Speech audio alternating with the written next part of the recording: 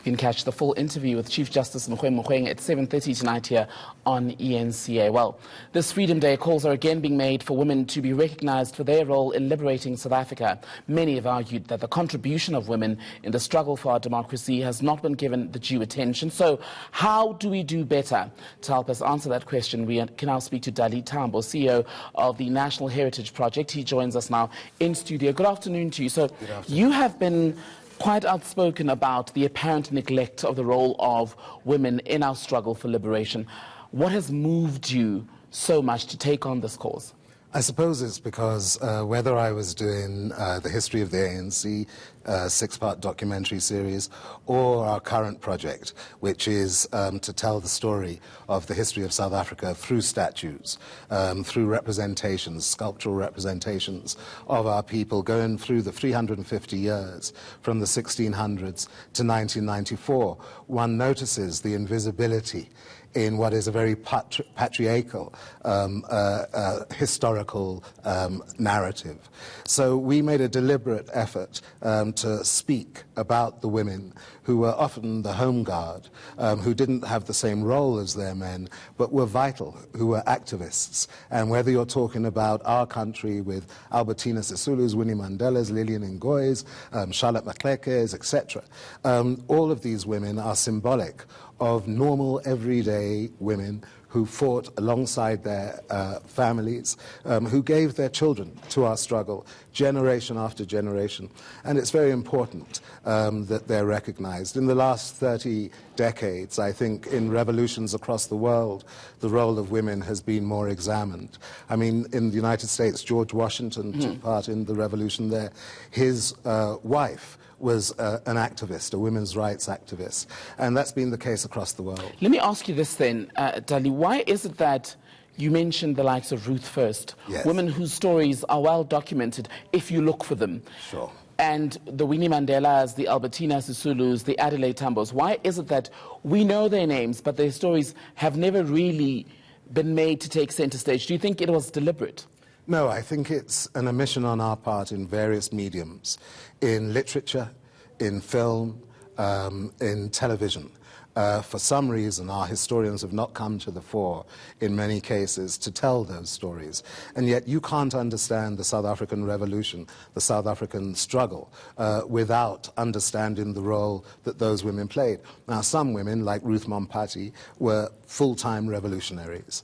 Others had to handle children, family, financial issues, and still attend to the revolution and support their husbands in their task. Many of them played intelligence roles, spying for the revolution, giving messages, information, etc., shielding MK guerrillas. So they played a massive role.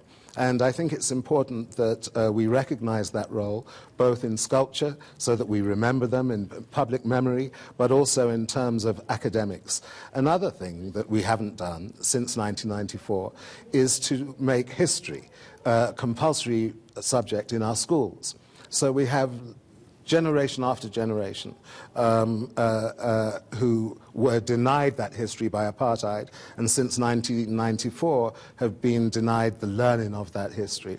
So it's a catch-up thing. It'll happen. We have started to recognize quite a few, but there are many, many more, and beautiful stories of sacrifice, of motherly love, not just for the children of that family, but for the movement as a whole. Let's speak about the women who were the homemakers, if you will, the ones who helped hide MK members who were in exile over the various years.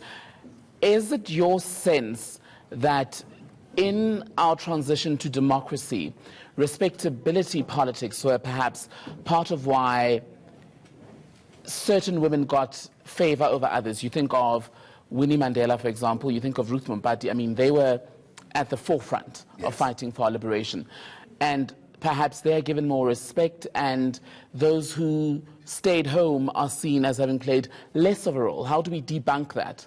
I think only through the personal biographies and stories of those families, and by having a deliberate attempt to tell those stories. It is part of our national narrative. This country would be nothing without those women. Even the white community, Black Sash, Congress of Democrats, etc., the role of Helen Suzman in Parliament, all of these people contributed. But specifically to your point, yes, it's true that the prominent wives of revolutionaries will take the fore. But we have to tell the stories of those who were there alongside them. They're symbolic. Winnie Mandela is symbolic of millions of women who went through exactly the same thing. But just on Winnie, you look at her, for her, for example, in the days after her passing last year, there was a more of a critical analysis of how she had conducted herself. So I suppose in the storytelling, we also have to guard against things like judging women revolutionaries far harsher than we do men. Exactly, because, you know, they have a lot of other things to deal with, and they don't have their men with them. They still have the oppression and repression of the apartheid regime. They still have their husbands in jail, in exile, etc., etc. So the hypercritical attitude, I think, is unfortunate. I think we've first got to examine the circumstances that they lived in and their everyday, because it's an everyday thing for women. My mother used to say the woman holds the knife by its sharpest end, and that's very true. We for generations, 350 years, have been in a struggle. We had a Holocaust in South Africa, and many of our women were instrumental in us defeating colonialism and in defeating apartheid. You've also made an appeal for both the public and private sector to help you in this project as we try to memorialize the various women. Has that call been heeded? It has, to an extent. We've had a slow last 2 years, but we have 100 statues of liberation icons going back to the 1600s, as I say.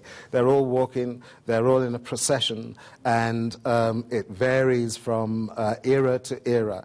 But these are the salt of the earth of the South African nation, and in each one there are many stories that are being told.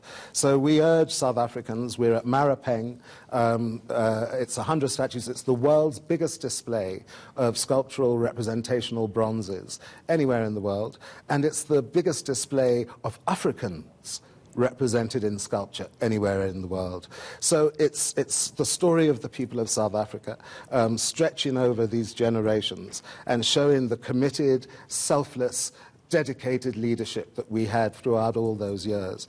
It's a beautiful thing to see, and it's really beautiful to see our people interact with these sculptures, the emotion that comes out. Some will cry, some will laugh and do what the statue is doing, others will sing songs, etc. It's beautiful, and you know, a good sculpture, well maintained, will be there for 300 years plus.